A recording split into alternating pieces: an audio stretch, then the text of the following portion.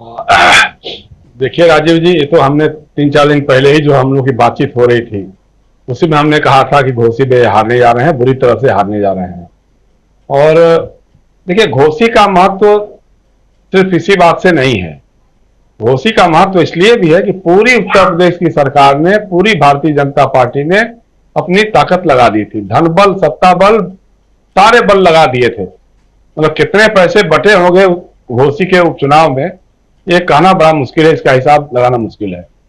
आप समझ लीजिए इसी बात से कि हर बूथ पर कोई न कोई भारतीय जनता पार्टी का एक विधायक, एक सांसद, एक मंत्री या कोई बड़ा नेता, और विभिन्न जिलों से बुलाए हुए, कहीं कोई बिहार से, कहीं कोई गाजीपुर से, कोई बलिया से, कोई आजमगढ़ से, बगल के इलाकों से ला ला करके रिश्तेदारियों में, लोगों के घरों में जाके बैठा दिया। सारे लोगों ने कन्वेंसिंग किया। मुख्यमंत्री खुद गए लगातार, उनके 2 उप मुख्यमंत्री गए, ब्रजेश पाठक और केशव मौर्य गए। वहां हमारे यहाँ थोड़े बहुत कुर्मी भी हैं घोसी में, तो इसलिए अनुप्रिया पटेल को बुलाया गया।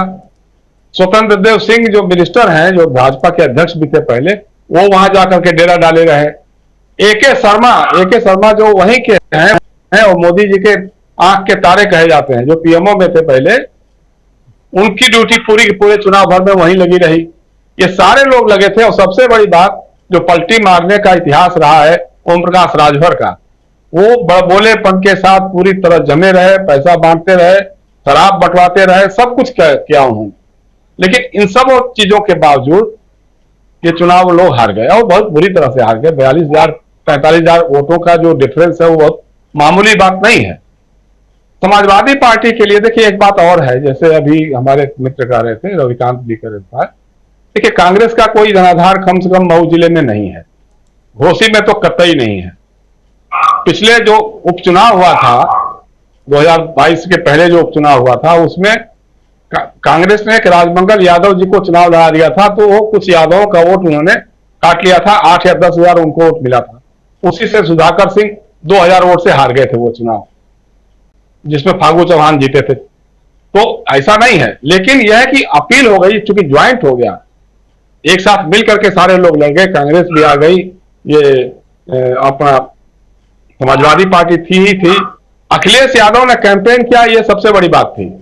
2022 के पहले जो उपचुनाव हुआ था, उसमें अखिलेश यादव नहीं गए थे। उसमें हम लोगों ने महसूस किया था, उस समय भी कहा था कि भाई अगर अखिलेश आ गए होते तो सुधाकर सिंह हारते नहीं, और अखिलेश अगर चले गए होते तो आजमगढ़ का संसदीय उपचुनाव भी नहीं हारे होते, वो भी 4-5 हजार वोटों से हार गए।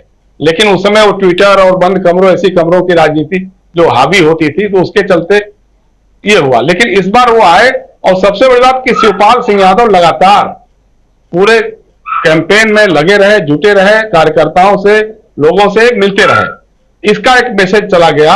और दूसरा ये कि उन्होंने अंदर खाने जो समझा दिया लोगों को कि भाई देखो, रामपुर का चुनाव हम लोग इसलिए हारे, दोनों चुनाव, वहां के उपचुनाव, क्योंकि वहां लोगों को वोट डालने नहीं दिया गया। प्रशासन ने, पुलिस ने लोगों को रोक के रखा था।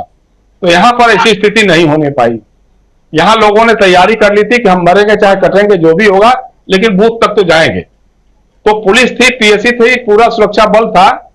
लेकिन उसके बावजूद, हालांकि निकलते और ज्यादा निकलते तो ये चुनाव 80,000, 90,000 से जीत की बात होती। लेकिन जितने लोग भी निकले, हमने उस दिन जब मतदान हो रहा था तो हमने लोगों से पूछा था, तो उन्होंने कहा कि सर वहां दहशत है, आतंक है, लेकिन मतदान बूथ पे किसी को रोका नहीं जा रहा है।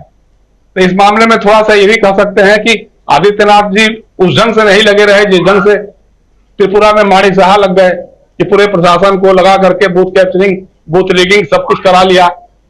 यहां कम से कम योगी ने, शायद हो सकता है कि उनकी इच्छा के विरुद्ध उनको गालियां देने वाले ओम प्रकाश राजभर मेन प्रचारक हो गए, उनको गालियां देने वाले दारा सिंह चौहान पलटी मार चुनाव लड़ गए, उनको गालियां देने, उनके खिलाफ रणनीति करने वाले ए.के. शर्मा तो प्रधानमंत्री मोदी जी के कैंडिडेट बनकर के वहां रहे। तो इसको लेकर के कहीं ना कहीं प्रदेश सरकार में भी रही बात, जरूर रही आदित्यनाथ के दिमाग में भी, कि चलो एक ही तीर से कई निशाने सज जाएंगे। तो 3 लोगों तो कम से कम 3 लोगों का तो खेल कर दिया उन्होंने।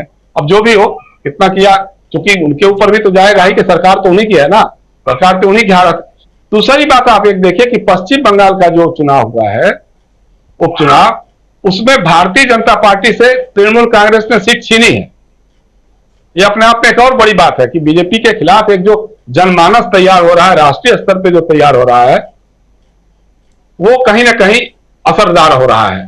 और अब लोगों को लगने लगा है कि भाई ये इंडिया अलायंस जो है ये विकल्प की राजनीति दे सकता है। ये जो है ये भारतीय जनता पार्टी और इसकी राजनीति के। और दूसरा, स्वामी जी से थोड़ी बात मैं असहमति दर्ज करूंगा कि मोदी जी से बैर और भाजपा से बैर नहीं, ऐसी कोई बात नहीं है। भाजपा ही है जो मोदी से करवा रही है, भाजपा और राष्ट्रीय स्वयंसेवक संघ ही है जो मोदी से करवा रही है। अडानी से मोदी की दोस्ती रही होगी, ठीक है, लेकिन राष्ट्रीय स्वयंसेवक संघ चाहता या भारतीय जनता पार्टी के लोग चाहते तो कहते मोदी जी बहुत हो गया, अडानी पर बंद करिए। लेकिन किसी ने कहा नहीं, सबको मलाई वहीं से मिल रही है, इसलिए उसमें कहीं कोई दो राय नहीं है। जो सांप्रदायिकता की बात करता है, जो फांसीवाद की बात करता है, जो मनुवाद की बात कर रहा है, उससे बैर है, वो रहेगा, हमेशा रहेगा। उसमें मोदी जी या उसमें भाजपा के लोग, उसमें कोई फर्क नहीं हो सकता है, ये कोई बात ही नहीं है। तीसरा सवाल यह है कि जो इशूज हैं अब इमर्ज होकर आने लग गए हैं। जिन इशूज को राहुल गांधी ने भारत जोड़ो यात्रा में उठाया, चाहे वो महंगाई का सवाल हो, चाहे वो बेरोजगारी का सवाल हो, चाहे समाज में बड़े पैमाने पर नफरत का जहर घोलने की राजनीति हो, उसके खिलाफ लोग अब धीरे धीरे समझने लगे हैं। रविकांत से थोड़ा सा इस बारे में भी असहमति जताऊंगा मैं कि अति पिछड़ी जातियां पूरी तरह से अभी भाजपा से अलग नहीं हुई हैं, क्योंकि दारा सिंह चौहान को चौहानों का वोट बहुत मिला है घोसी में, और राजभरों का भी बड़ा मिला है, चंक मिला है। अभी जो मतिभ्रम है वो टूटा नहीं है, उसके लिए लोगों को मेहनत करनी पड़ेगी। अभी भी ये बात है लोगों के दिमाग में कि साहब हमारा हिस्सा जो है यादव मार ले गए, कुर्मी मार ले गए, या हमारा दलित समाज का हिस्सा जो है जाटव चमार मार ले गए, वो अभी भी मन में उनके है। और आरएसएस जो है उनका कनफुकवा तंत्र लगातार इस बात को प्रचारित करने में लगा हुआ है। तो उसके लिए थोड़ा सा और अभी काम करना पड़ेगा। उस काम के बाद ही अगर लोगों के दिमाग में, आप सोचिए कांवड़ यात्रा में सबसे अधिक कांवड़ यात्री कौन होंगे? ओबीसी और दलित समाज के लोग होंगे। जितने ये जुलूस निकलेंगे, रामनवमी का जुलूस या शोभा यात्रा, नूह में भी जो रहा, कौन है ये? कौन मोनू मनेसर है? वो यादव है। एक दूसरा जो था कौन, बजरंगी है, वो लोहार है। तो इन लोगों को इन्होंने पकड़ करके सामने रखा है। तो लोगों को समझाना होगा कि भाई किसी ब्राह्मण को, किसी बनिया को, किसी ठाकुर को, किसी भूमिहार को देखा है क्या कांवड़ यात्रा ले जाते हुए या शोभा यात्रा के जुलूस का नेतृत्व करते हुए? ये बातें लोगों के दिमाग में नहीं समझ पाएंगे। और समझाना होगा कि भाई ये राष्ट्रीय स्वयंसेवक संघ और भाजपा दलित और ओबीसी, आदिवासी, महिलाओं के हितों के विरुद्ध हैं। चाहे कितनी बातें करते रहें, वो उनके हितों के विरुद्ध हैं और विरुद्ध ही रहेंगे। तो उनकी राजनीति को पस्त करने के लिए सामाजिक न्याय, धर्मनिरपेक्षता की राजनीति कारगर हो सकती है, और इस काम को इंडिया अलायंस और राहुल गांधी के नेतृत्व में किया जा सकता है। जी बिल्कुल, इंडिया अलायंस के कारण ही आज 4 राज्यों में जो जीत मिली है, इंडिया अलायंस की जीत है। और ये